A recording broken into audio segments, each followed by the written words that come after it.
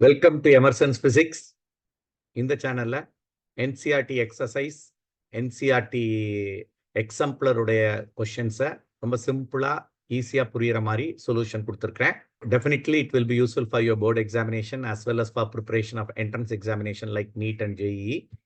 Please subscribe and follow. The bob of A pendulum released at an angle 30 degrees to the vertical hit another bob B. This is bob B. This is bob B. Of the same mass at rest on the table as shown. How high does the bob A rise after the collision? Neglecting size of the bob, assuming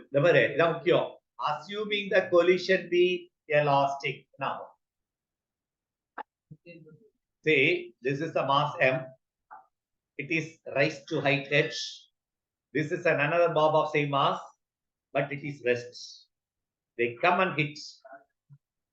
What is the velocity of A after the collision?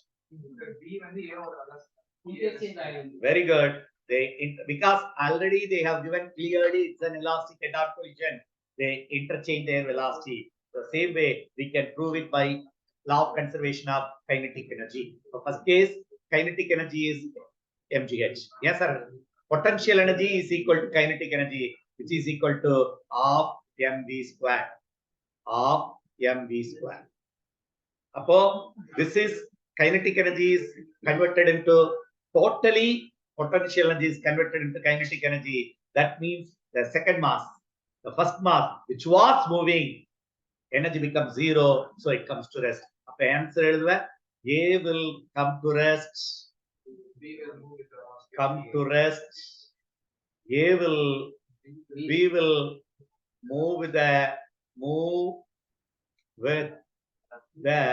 velocity with the energy. With the energy of A.